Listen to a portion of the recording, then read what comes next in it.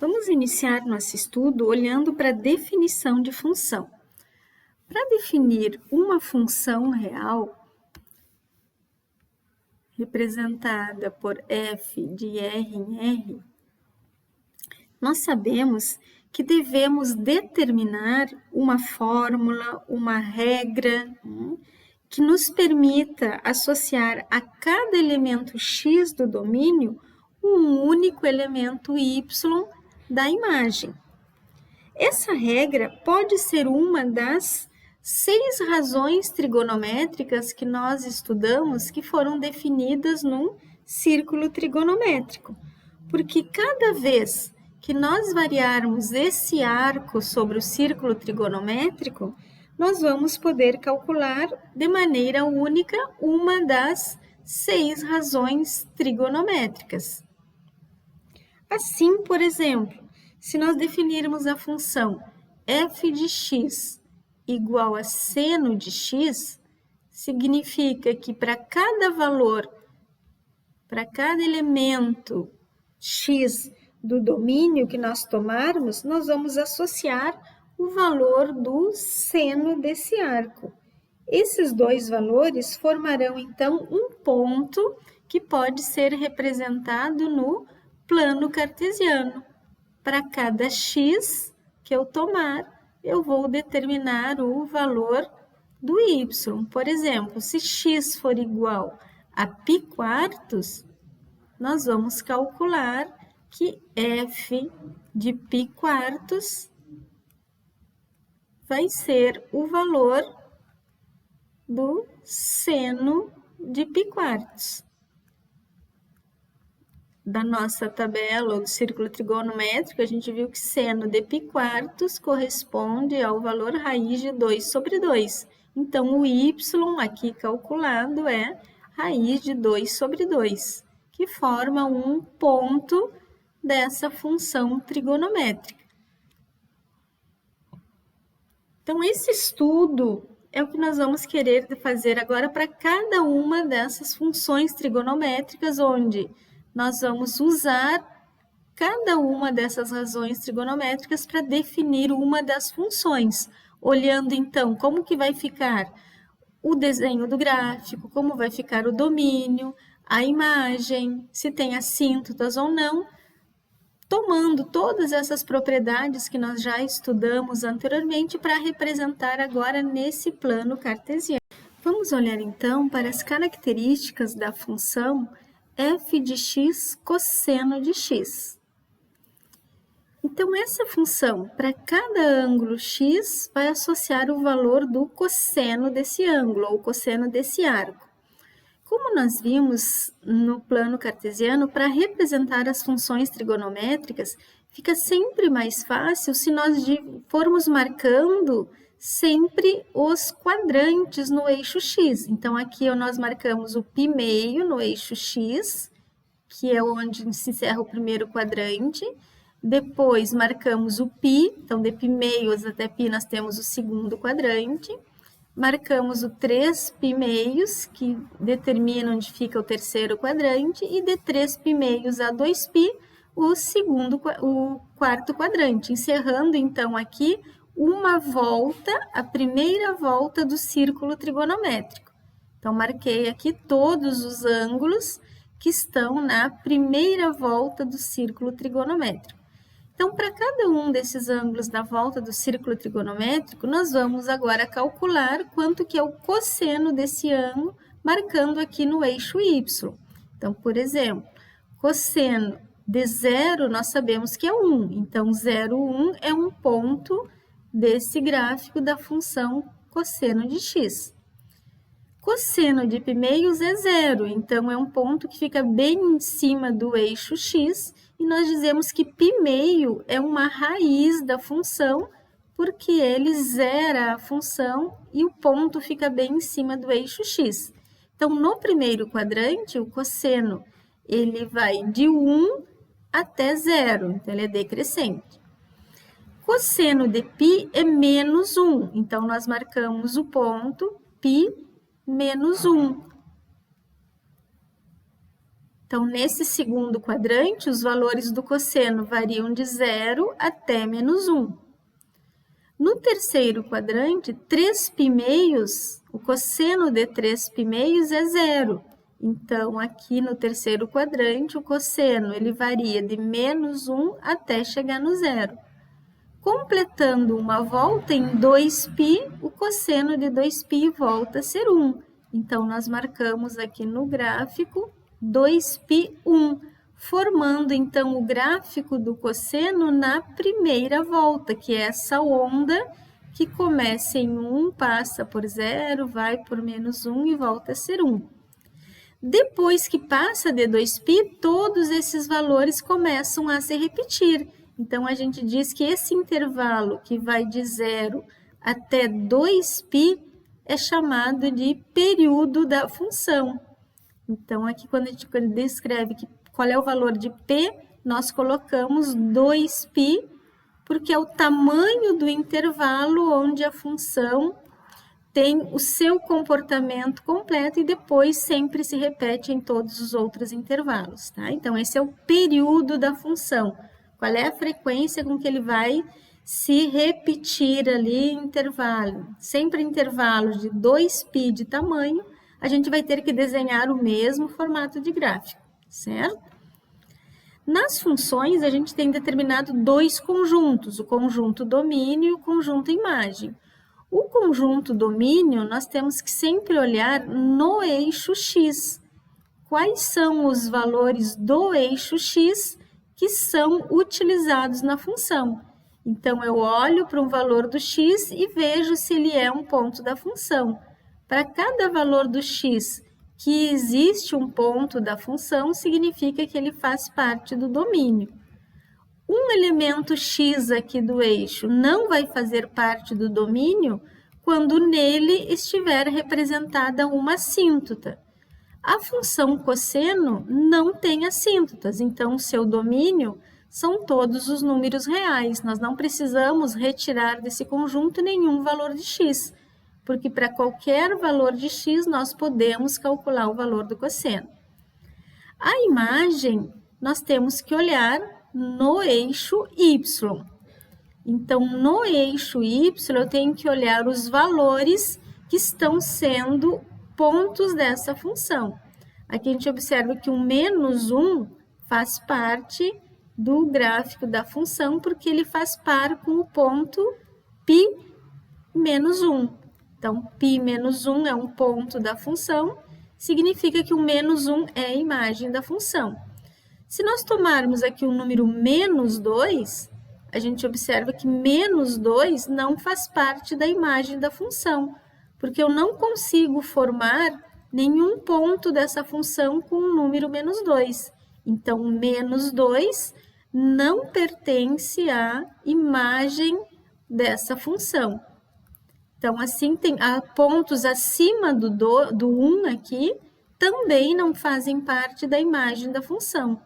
Os únicos valores de y que fazem parte da imagem da função são aqueles que ficam entre -1 e 1. Se nós pegarmos pontos entre -1 e 1 aqui no eixo y, sempre vai existir um ponto da função. Então, a imagem aqui que nós olhamos ali no eixo y, que é representada pela função, é o intervalo -1, 1, certo? A gente pode pensar domínio e imagem como sombras. Eu pego a minha função f, coloco aqui uma luz aqui em cima e vejo onde que projeta a sua sombra no eixo x. Tudo que for sombra no eixo x é domínio da função.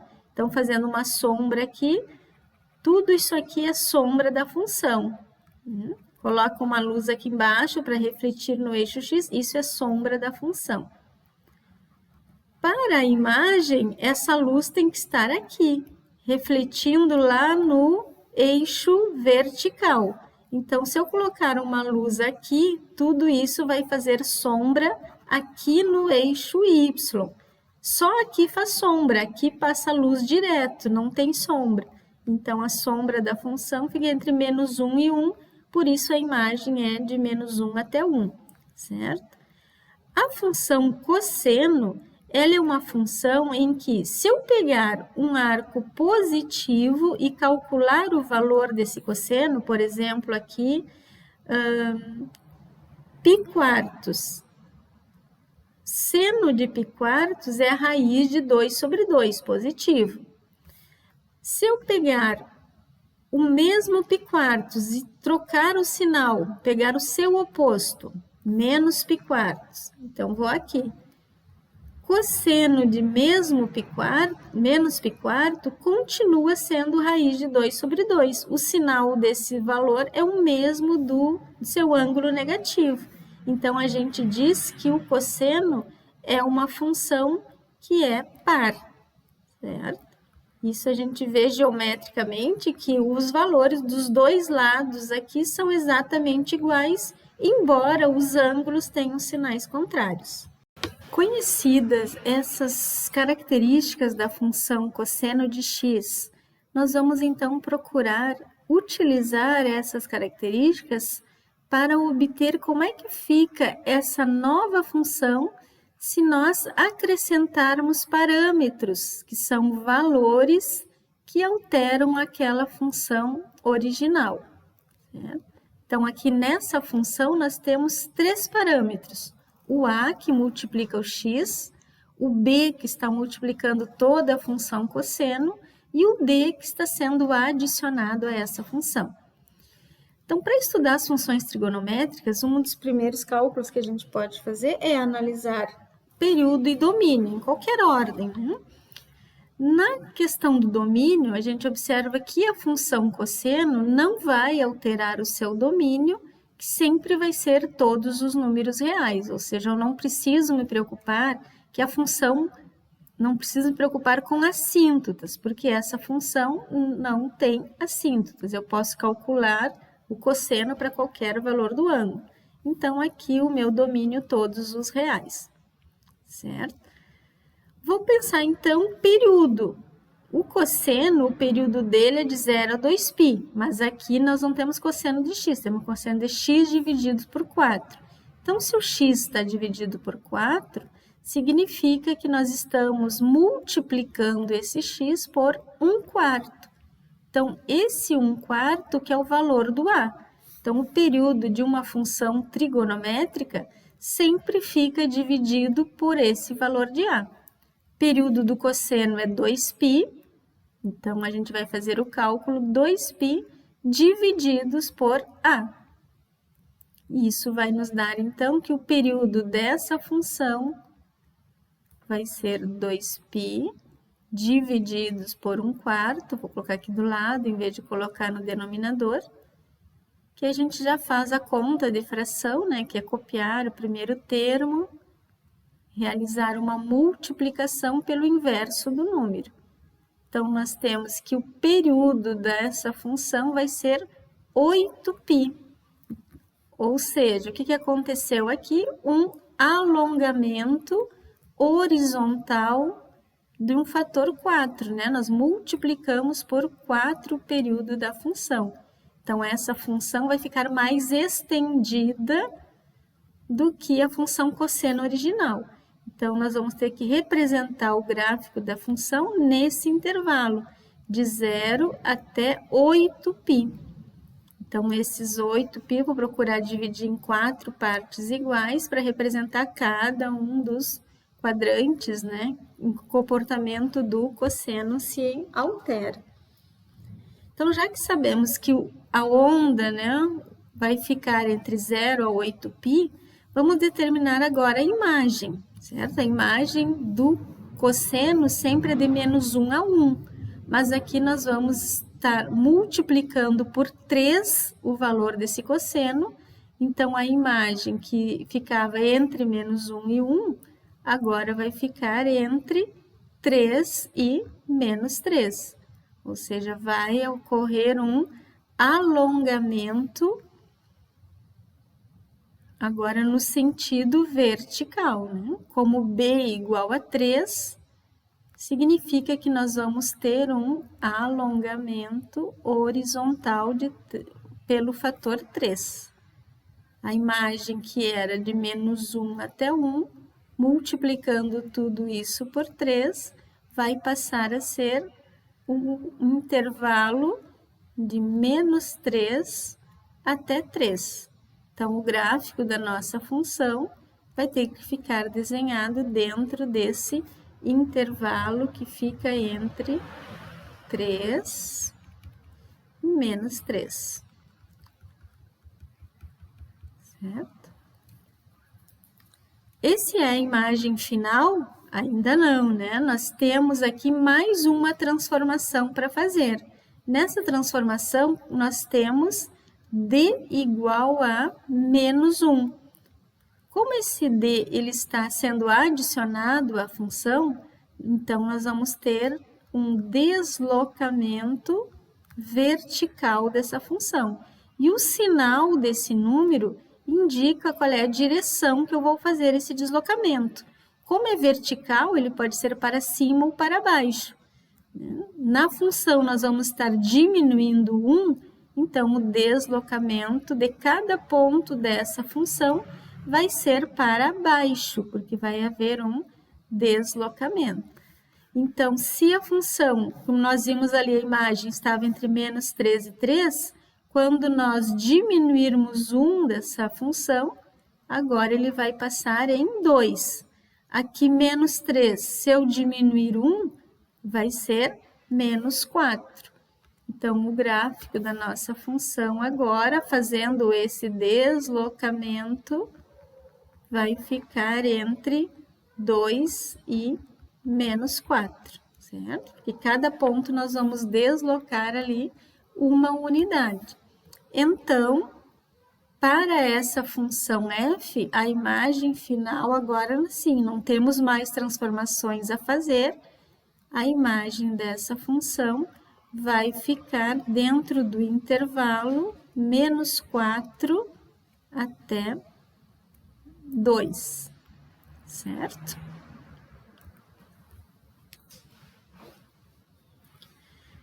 Falta, então, só representar o gráfico, né? A função cosseno, quando é 0, atinge seu ponto máximo. Então, vai ser aqui no ponto 0,2.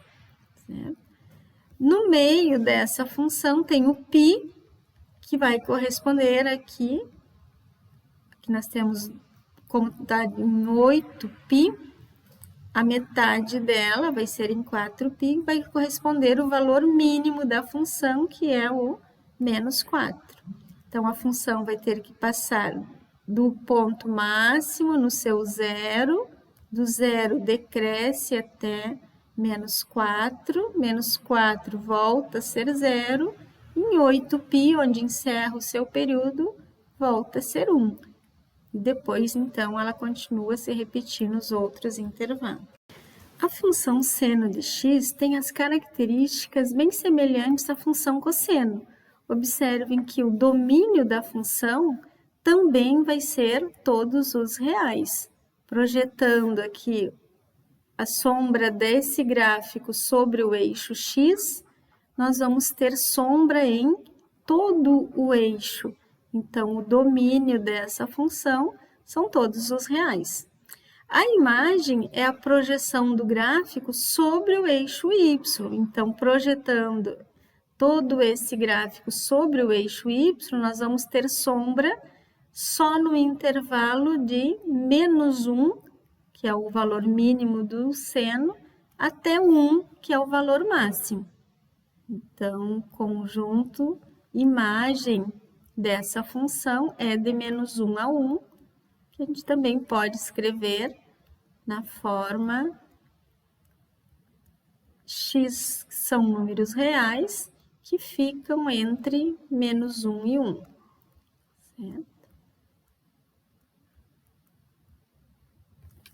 Período da função, o seno completando uma volta, cada volta ele repete novamente os seus valores. Então, o tamanho do período da função vai de 0 até 2π, ou seja, o período da função é 2π. O gráfico deles se diferem porque a gente percebe essa diferença que o seno, ele sempre passa na origem, então o ponto 0, 0 é um ponto do gráfico da função, enquanto no cosseno, o cosseno não passa na origem. Quando x é igual a 0, o cosseno é 1. Então, aqui no eixo y, o cosseno passa em 1 e o seno passa em 0. O comprimento da onda e o período se mantém. As próximas funções trigonométricas é que apresentam mais problemas no seu domínio, porque são funções que envolvem denominador. Por exemplo, a tangente de x, a gente sabe que é definida como sendo o seno de x dividido pelo cosseno de x. Então, se aqui tem um denominador, nós temos que ter cuidado nos valores onde esse denominador vai zerar. Sempre que o denominador zera, não vamos poder calcular nenhum valor ali. A gente diz, já escrevemos lá na nossa tabela trigonométrica, né? Que quando o cosseno aqui vai ser 0, não dá para calcular, não existe o valor da tangente. E assim para as outras funções também. Então, ao estudar as próximas funções, nós vamos ter cuidado, então, para determinar quais são esses valores de x aqui do domínio da função, onde ela não existe, que vão ser pontos que vão ser excluídos do domínio, que são aqueles valores que a gente marca ali no gráfico como sendo as assíntotas da função. Em cada valor que a função não existe, nós temos que representar uma assíntota. Então, a gente percebe que a tangente tem assíntotas, a secante tem assíntotas, porque a secante ela é definida como sendo o inverso da função cosseno. Então, nós temos que calcular onde que o cosseno zera, então vai ser os valores onde a assíntota vai zerar. A função secante, a cossecante e a cotangente, então, todas têm assíntotas. Esse vai ser, então, o nosso próximo foco de estudo, como determinar essas assíntotas das funções. Para estudarmos as características da função trigonométrica f de x igual tangente de x, vamos procurar determinar inicialmente qual é o domínio dessa função, ou seja, quais valores a tangente não existe. Olhando lá na nossa tabela, que nós tínhamos completado no estudo dos tópicos anteriores, nós vimos que quando nós calculamos tangente de 90 graus, ou seja, π meios, ela não existia. Outro ponto que tem na nossa tabela lá também é o 3π meios. Em 270 graus a função não existe. Então, da mesma forma, no sentido horário, em menos π meio a tangente não vai existir, em menos 3π meios a tangente não existe. Só que isso dentro de uma volta só da circunferência. Se nós dermos mais voltas, existirão outros valores onde essa tangente não existe. Que valores são esses? A gente percebe que lá no círculo trigonométrico, são todos os valores que são côngruos a π meios e a 3π meios. Então, a cada meia volta, essa tangente não existe. Então, para mim saber quais são os próximos aqui, basta eu pegar o 3π meios e ir somando meia volta. Meia volta é π, certo? Então, fazendo a conta aqui, mínimo múltiplo comum, 2 dividido por 2 dá 3π. 2 por 1 dá 2, mais 2π. Somando 3 com mais 2π, 3π mais 2π, 5π meios. Então, o próximo valor aqui no eixo, que não está aparecendo, onde vai ter uma assíntota, vai ser 5π meios. Qual é o próximo? Mesmo procedimento. A cada meia volta, uma nova assíntota. Então, toma esses 5π meios e soma mais meia volta, que é π. Nós vamos obter 7π meios. Dessa forma, a gente vai obtendo todas as assíntotas da função. O próximo vai ser 9π meios. Só que nós não vamos poder ficar fazendo isso o tempo todo, porque são infinitas assíntotas, tanto no sentido horário quanto no sentido anti-horário.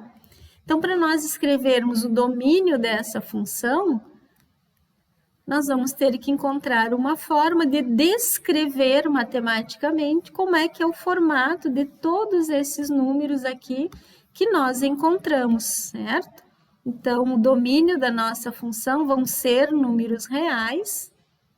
Se nós colocarmos ali uma luz em cima e fizer sombra, a gente vai percebendo que a função tem sombra nesses intervalinhos e fica com um buraquinho onde tem a assíntota. Na assíntota não vai existir função, aqui passa pelo zero, aqui ela não encosta, então não vai ter sombra ali, nós vamos ter sombra só nesse intervalo. Então, nós temos que tirar do domínio da função esses valores onde não tem sombra, é luz, aqui tem luz, né? Porque nessas assíntotas a função não existe, certo? E essas assíntotas são uma lista infinita de números, nesse formato que nós estamos descrevendo aqui. Então, eu tenho que jogar todos esses números aqui para dentro do domínio da função. Como é uma lista infinita, nós vamos procurar escrever de uma forma matemática que descreva quem são todos esses elementos. Então, para descrever uma lista, vamos procurar observar qual é a característica dessa lista. O que a gente está percebendo, o que se repete em todos os termos que estão aparecendo. Sempre vai ter uma parte que se repete, né? Que é uma parte de recorrência ali. E a gente observa que esse termo que está se repetindo é π-meios, ou seja, todos os valores de x que têm π-meios não podem entrar nesse domínio. Mas não é só π-meios, né? π-meios e tem sempre um número multiplicando aqui na frente. Então, aqui na frente do π-meio, eu tenho que colocar que número é esse. Que número é esse que multiplicando por π-meio é uma assíntota da função. Então, vamos copiar aqui essa lista. Ali eu tenho menos 3, menos 1, 1, 3, 5, 7, 9. E assim vai indo. Que números que eu estou gerando aqui? 1, 3, 5, 7, 9. A gente sabe que são números ímpares. Se fossem números da forma menos 4, menos 2, 0, 2, 4, 6, são números pares.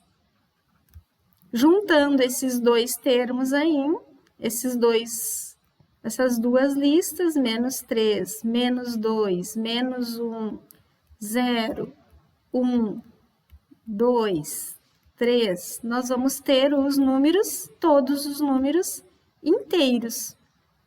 Então, são esses números sempre que nós vamos usar para generalizar ali o domínio, as assíntotas, as imagens das funções, certo? Então, olha para cá. Se fosse todos os números inteiros, bastaríamos nós colocarmos ali no nosso conjunto K, porque aí o K sempre vai ser um número inteiro. Nós estamos trabalhando com essas voltas no sentido horário ou no sentido anti-horário, por isso os números negativos e positivos. Inteiros é um número de voltas, certo? Se fossem números pares, a gente observa que esses números pares têm a característica de serem múltiplos de 2. Então, sempre que eu multiplicar um número por 2, ele vai ser par. Então, eu posso escrever, se fosse par, colocar a expressão 2K. Então, se par é 2K, ímpar, eu posso escrever, então, 2K, usando esse número, né, que já eu sei que é par. Por exemplo, 2 é par. Se 2 é par, 2 mais 1 vai dar ímpar, 3. 4 é par. 4 mais 1 vai dar ímpar, que é o 5. Então, quando eu quero escrever uma expressão que é um número ímpar, eu posso usar 2k mais 1. Esse valor, então, vai aqui na frente do π meios, que é o termo que está se repetindo, ou seja, no domínio da função, são os números reais, desde que eles não tenham o formato de um número ímpar multiplicado por π meios, onde esse número ímpar aí é formado por k pertencente aos inteiros, multiplicando por 2 e somando 1, certo? Então, aqui já escrevemos o domínio da tangente. Da secante, da cossecante e da cotangente, vai ser o mesmo formato. Eu vou procurar as assíntotas e dessa lista de números que aparecer na assíntota, como é que eu escrevo de forma geral esses valores que estão aparecendo, sempre pensando, né, que eu posso generalizar usando números inteiros, pares ou ímpares, certo? Imagem da função, outra característica da tangente.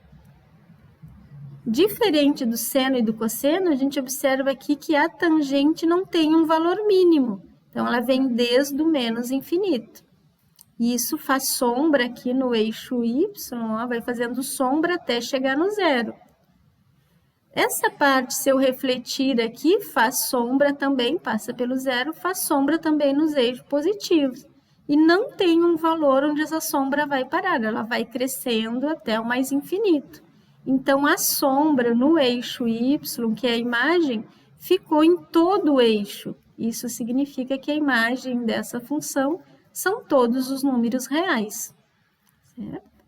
Falta agora determinar o período dessa função. O gráfico da tangente, nós estamos vendo que ele vem de menos infinito, ele varia do menos infinito até o zero, cresce até o zero. Do zero, ele cresce para o mais infinito. Essa função é sempre crescente, certo? Então, isso acontece em intervalos que têm esse tamanho. Então, vamos medir o tamanho desse intervalo para determinar o período. Então, observo aqui. Daqui é o número π meios. E aqui, 3 π meios. Se eu diminuir um do outro, eu tenho o tamanho do intervalo. Porque para medir o intervalo, por exemplo, que vai do 4 até o 2, se eu fizer 4 menos 2, me dá o tamanho desse intervalo, que é 2. Então, aqui eu posso fazer 3 π meios menos π meios, vai me dar o tamanho desse intervalo, que é o período da função.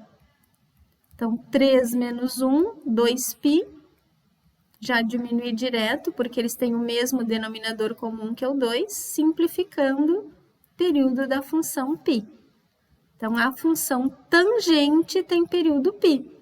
Se eu multiplicar o x por algum valor, se eu estiver trabalhando com a função f de x igual tangente de a vezes x, já sei que o período dessa nova função, que eu coloquei o parâmetro a, vai ser π dividido por a.